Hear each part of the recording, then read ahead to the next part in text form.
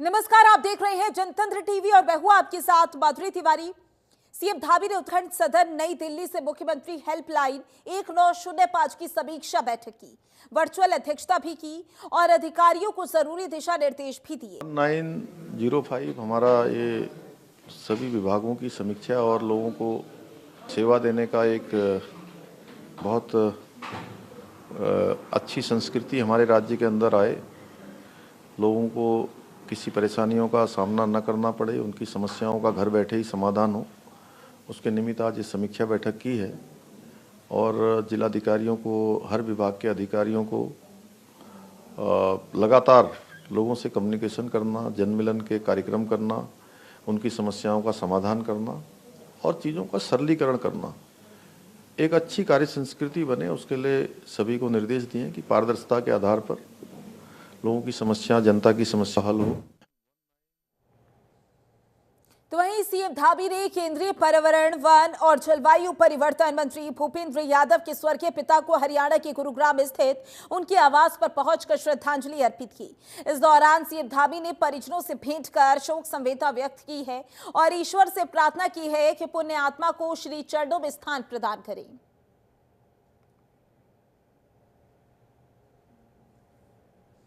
उत्तराखंड में धामी सरकार के 23 मार्च को 3 साल पूरे हो रहे हैं और इसी अवसर पर प्रदेश भर में जिला मुख्यालय पर कार्यक्रम आयोजित किए जाएंगे, जिसमें सरकार की 3 साल की उपलब्धियों को बताया जाएगा। इसके अलावा जनसेवा की थीम पर बहुउद्देशीय और चिकित्सा शिविर आयोजित होगी। जिले स्तर पर आयोजित होने वाले कार्यक्रमों में प्रभारी मंत्री कार्यक्रम की अध्यक्षता करेंगे। जिन जिलों के प्रभारी मंत्री नहीं हैं, वहां सांसद कार्यक्रम की अध्यक्षता करेंगे। कार्यक्रम को लेकर पूरी रूपरेखा तैयार कर ली गई है।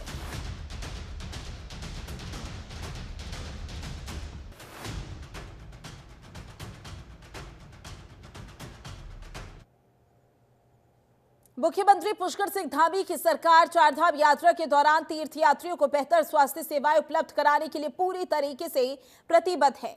स्वास्थ्य विभाग ने इस बार यात्रा के दौरान श्रद्धालुओं की सुरक्षा और स्वास्थ्य के मद्देनजर व्यापक तैयारियां की।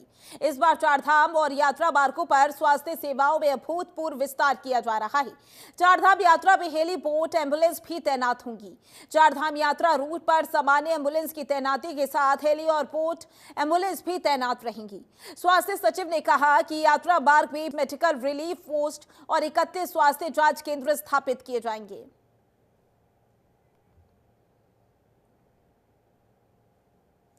तो वहीं पुलिस महानिरीक्षक गढ़वाल रेंज राजीव स्वरूप ने इंस्पेक्टर और दरोगाओं के तबादले कर दिए हैं। इनमें 7 इंस्पेक्टर और 31 दरोगा शामिल हैं। ट्रांसफर लिस्ट में कुछ इंस्पेक्टर और दरोगा वह हैं जिनका तबादला वर्ष 2024 में हुआ था। माफ कीजिएगा, वर्ष 2024 में हुआ था, लेकिन किन्हीं कारणों के चलते उनके तबादले रुक गए थे। चारधाम यात्रा को देखते हुए तबादले किए गए हैं।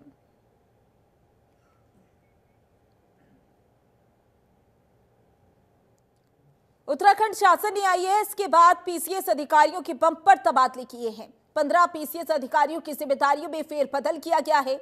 उत्तराखंड शासन के किया पीसीएस कुष्म चौहान को हरिद्वार का सिटी मजिस्ट्रेट बनाया गया है, तो वहीं अपूर्वा सिंह को उप जिलाधिकारी देहरादून बनाया गया।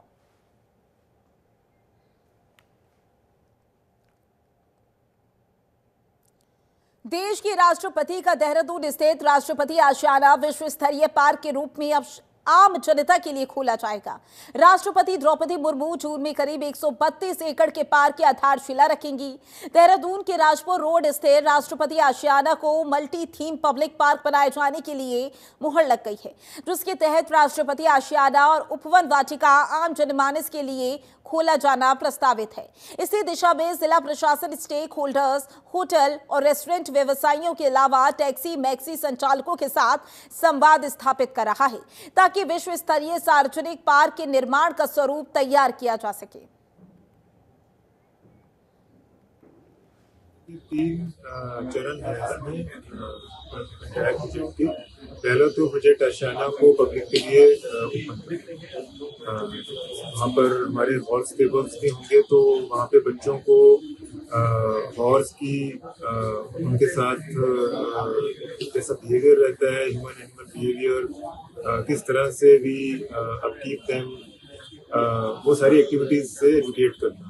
थर्डली जो हमारा लोअर एस्टेट है आशियाना एस्टेट करीब, that is essentially a forest है। तो वहाँ पर इन सिटू कंजर्वेशन करते हुए कैसे उसको वॉकवेज में इको पार्क में तब्दील करना है।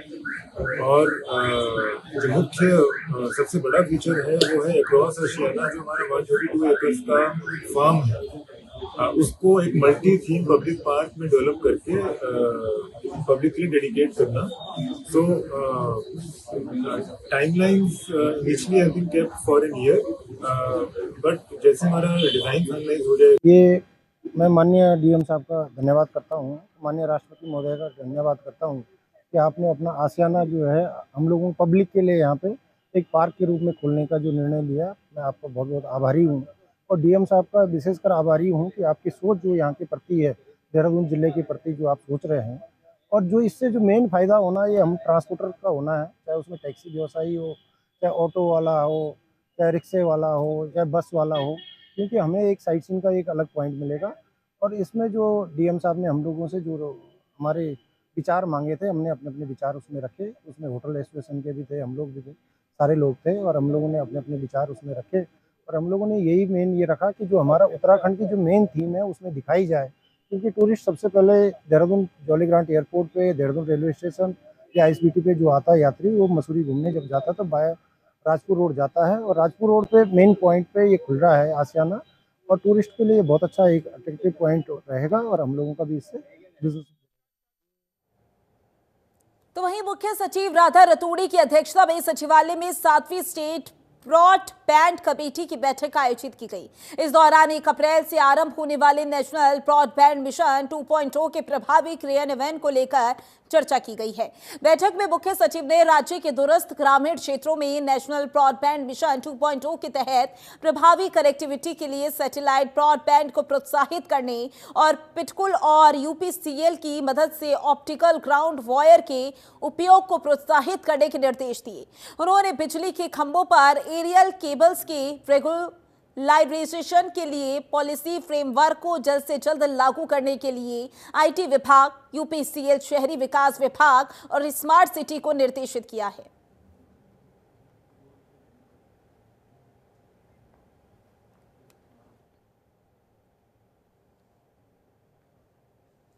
तो वहीं रुद्रपुर में बीजेपी पार्षद शिव कुमार गंगवार पर पुलिस ने पॉक्सो एक्ट के तहत मुकदमा दर्ज किया।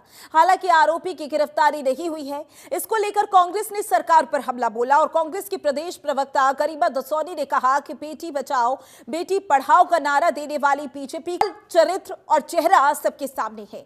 कांग्रेस की प्रवक्ता ने कहा कि बीजेपी की और भी कई नेताओं पर भी पूर्व में इस तरह के आरोप लगे हैं। उन्होंने कहा कि बीजेपी के वरिष्ठ नेता भी इस मामले में चुप्पी साधे हुए हैं। भाजपा के सल्ट और चंपावत के मंडल अध्यक्षों, लालकुआं दुग्ध संघ अध्यक्ष मुकेश बोरा और आदित्य राज सैनी जो इनका ओबीसी प्रकोष्ठ का सदस्य है बहादुराबाद का, इन चारों के ऊपर नाबालिग बच्चियों के साथ दुराचार का आरोप पुष्ट होने के बाद अब एक और भाजपा नेता पर आरोप लगा है। पॉक्सो एक्ट के तहत मुकदमा दर्ज हुआ है रुद्रपुर के वार्ड नंबर 8 से पार्षद शिव कुमार गंगवार के ऊपर। इनके ऊपर 2 महिलाओं ने होली के दिन छेड़खानी का आरोप लगाया है और कहा है कि उनको फिजिकली और सेक्सुअली अब्यूज किया गया शिव कुमार गंगवार के द्वारा। लेकिन हैरत की बात यह है कि बेटी बचाओ बेटी पढ़ाओ का नारा देने वाली भारतीय जनता पार्टी की सरकार में अभी तक शिव कुमार गंगवार की कोई गिरफ्तारी नहीं हुई है और ना ही संगठन ने उन पर कोई फैसला सुनाया है। रुद्रपुर के तमाम भाजपा नेता बिलों में घुसकर बैठे हुए हैं।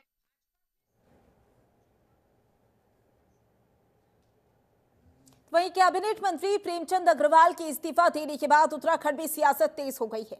बीजेपी ने कांग्रेस पर जुबानी हमला बोला। बीजेपी ने कहा कि भारतीय जनता पार्टी अनुशासित पार्टी है। पार्टी ने अपने नियम के तहत प्रेमचंद अग्रवाल का इस्तीफा लिया है। कांग्रेस पार्टी अपने गालीबाज विधायक और प्रदेश अध्यक्ष का इस्तीफा कब लेगी?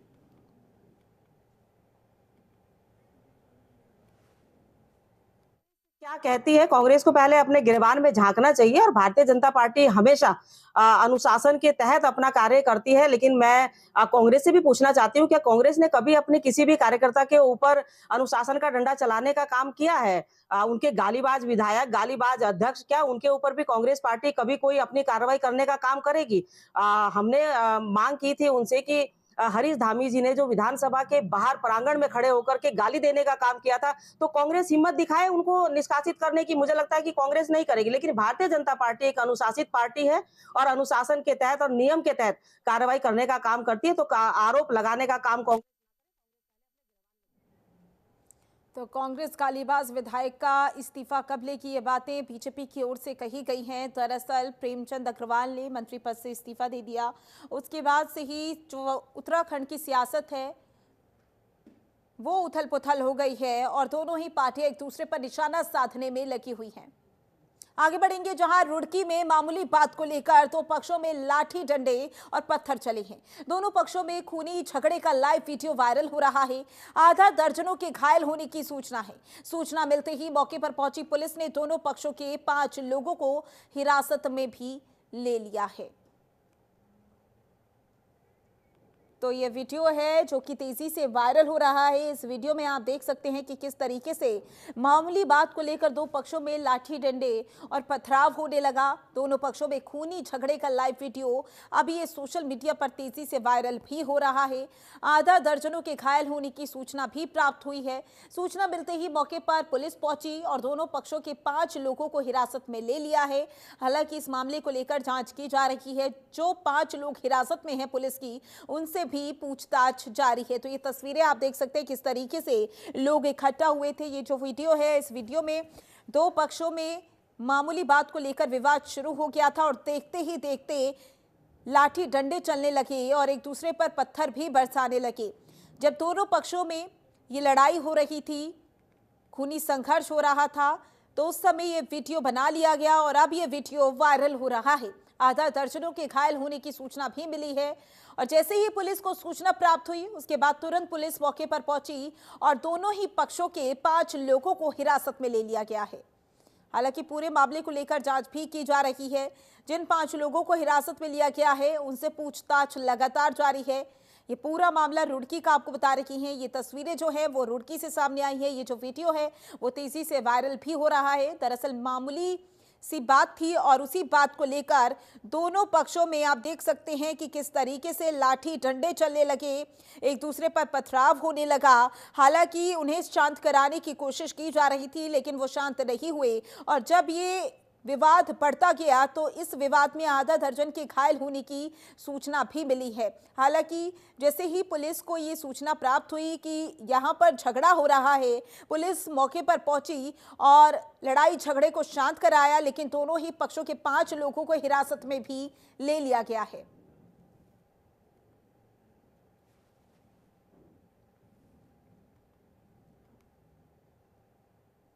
तो वहीं कैबिनेट मंत्री प्रेमचंद अग्रवाल के इस्तीफे के बाद कांग्रेस प्रदेश प्रवक्ता आशीष नौटियाल ने बीजेपी पर गंभीर आरोप लगाते हुए कहा कि बीजेपी के नेता मंत्रिमंडल में जगह पाने के लिए मुख्यमंत्री के साथ अपनी सेटिंग और संसाधन जुटाने में जुट गए हैं।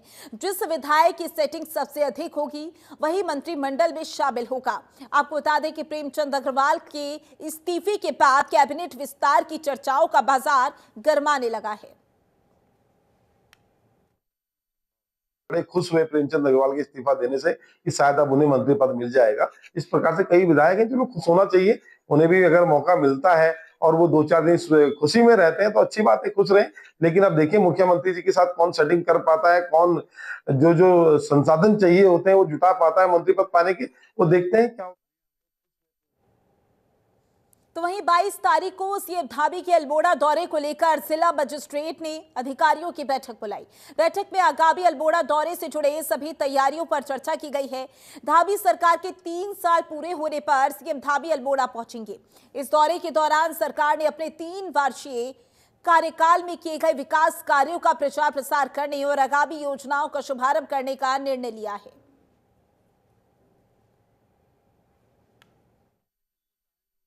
कि आपदा प्रबंधन से जो क्षति हुई थी और हमारी जो वनाग्नि एक बड़ी घटना होती है अल्मोड़ा में, उसके लिए हम लोग यहाँ बहुत से कार्य कर रहे हैं, कुछ एक्सपेरिमेंट कर रहे हैं, इनोवेशन कर रहे हैं। तो जो पुराने कुछ फंड रिलीज करना था उसके बारे में कुछ फंड रिलीज हो चुका है, कुछ अभी भी बाकी था, उसके लिए हमारी बैठक हो रही है। और माननीय मुख्यमंत्री जी यहाँ 22 तारीख को आ रहे हैं। जैसा कि आपको पता है 23 मार्च को राज्य सरकार के 3 साल पूरे हो जाएंगे और इस अवसर पे राज्य सरकार द्वारा जो कार्य किए गए उनके प्रचार प्रसार और लोगों को जो सुविधाएं दी जानी है उसके लिए प्रावधान किया गया है। जगह जगह कैंप लगाए जा रहे हैं, उनकी समस्याएं सुनी जा रही हैं, प्रमाण पत्र बनाए जा रहे हैं और संभवतः माननीय मुख्यमंत्री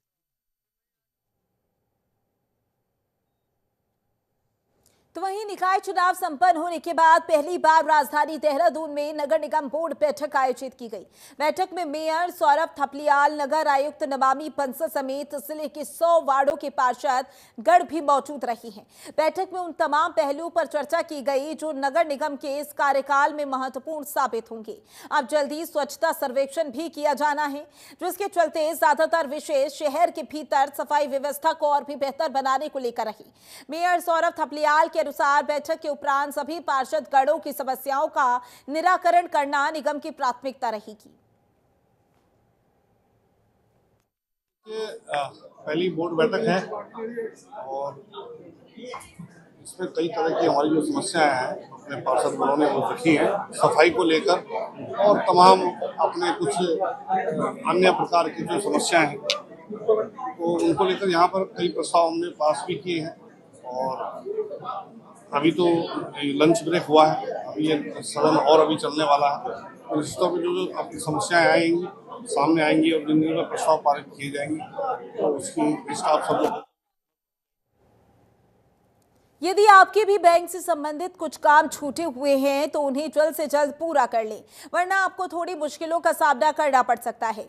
दरअसल United form of bank union ने 23 मार्च को मध्य रात्रि से 25 मार्च की मध्य रात्रि तक 2 दिवसीय हड़ताल पर जाने का ऐलान किया। ऐसे में 24 और 25 मार्च को बैंकिंग सेवाएं पूरी तरीके से ठप पड़ सकती हैं। United form of bank union से जुड़े पदाधिकारियों ने देहरादून में प्रेस वार्ता की। इस दौरान यूएफबीयू के संयोजक और all India bank officers confederation के अध्यक्ष ने बताया कि बैंक कर्मचारी नौकरी की सुरक्षा, बैंक में अस्थायी नौकरियों की आउटसोर्सिंग बंद किए जाने जैसी मांगों को लेकर हड़ताल पर जाने का कदम उठा रहे हैं।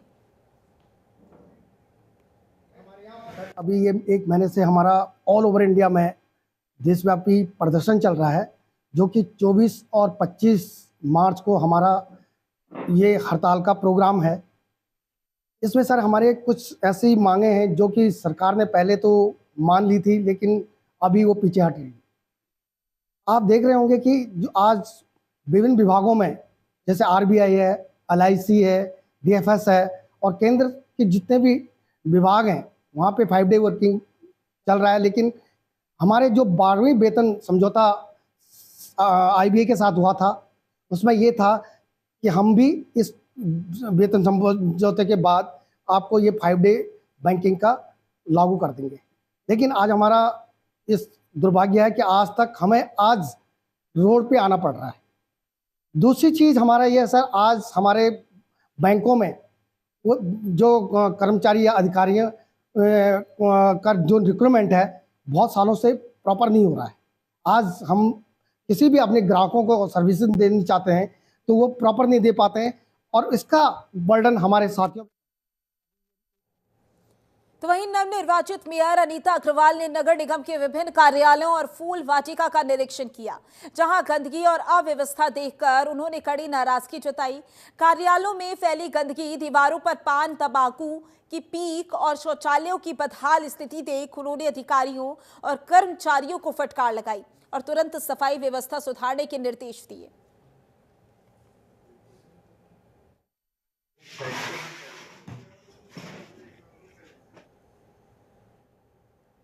तो वहीं हरिद्वार के बैरागी कैंप की झोपड़ियों में अचानक आग लग गई।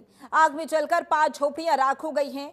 हालांकि इस घटना में कोई जनहानि नहीं हुई है। सूचना मिलते ही दमकल विभाग की टीम मौके पर पहुंची और कड़ी मशक्कत के बाद आग पर काबू पाया गया।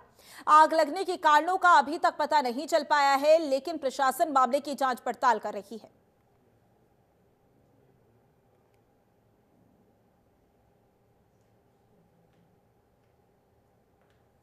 बॉलीवुड के मशहूर सिंगर हनी सिंह हाल ही में हरिद्वार पहुंचे। यहां उन्होंने नीलेश्वर महादेव मंदिर में भगवान शिव की आराधना की। उन्होंने मंदिर में शिवलिंग पर जल अभिषेक कर खास पूजा अर्चना की है। इस दौरान वह महादेव की भक्ति में लीन दिखे। हनी सिंह ने सीएम धामी के निर्देश पर नशे के खिलाफ चलाए जा रहे हैं अभियान की सराहना की है। साथ ही हरिद्वार पुलिस की नशे के खिलाफ हो रही कार्रवाई को भी सराहा। हनी सिंह ने युवाओं से नशे से दूर रहने की गुजारिश भी की है।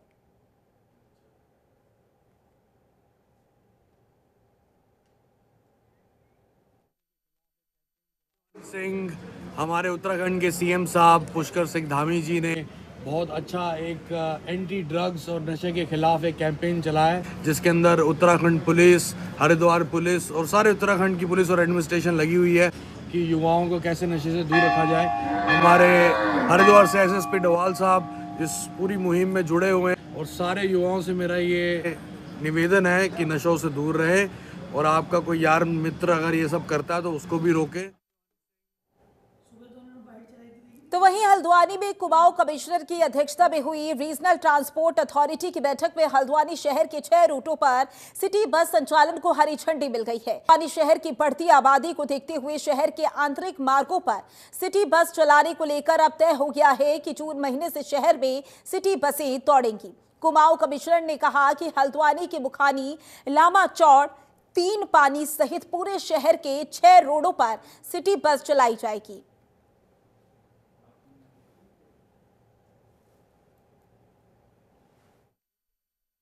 के ऑफिसर्स, बाकी स्टेक होल्डर्स, अन्य ट्रांसपोर्टर्स वो सब भी मौजूद थे। तो पहला निर्णय तो ये हुआ है कि हल्द्वानी में 6 अलग अलग रूट्स पे जिनका नोटिफिकेशन हो चुका है सिटी बस चलाई जाए, जिसके लिए आवेदन मांगे गए थे। बहुत अधिक संख्या में आए तो जो रूट्स हैं उस पर 20% के हिसाब से हमने इनिशियली अलाउ किया है और 21 जून तक इसकी जो हम चाहेंगे कि 21 जून तक ये यहाँ पे सिटी बस सेवा चल जाए 21 तारीख को। और इसमें जो कंडीशंस रखी गई हैं, जो यूरो 6 की कंडीशंस हैं लेटेस्ट या सीएनजी, वो उसको फॉलो करेंगे। 3 महीने के अंदर अपनी बस खरीदेंगे और इसको चलाएंगे। तो वहीं हरिद्वार में अतिक्रमण के खिलाफ एक बार फिर प्रशासन ने कड़ा रुख अपनाया। उप जिलाधिकारी के निर्देश पर लोक निर्माण विभाग ने भाईचारा होटल से लेकर जमालपुर खुर्द के मुख्य मार्ग तक अतिक्रमणकारियों को नोटिस थमा दिया है। 10 से 15 दुकानदारों और अवैध कब्जाधारियों को 3 दिनों के भीतर अपना अतिक्रमण हटाने का अल्टीमेटम दिया गया। प्रशासन ने साफ कर दिया है कि तय समय के बाद भी अतिक्रमण नहीं हटाया गया तो बुलडोजर की कार्रवाई शुरू कर दी जाएगी।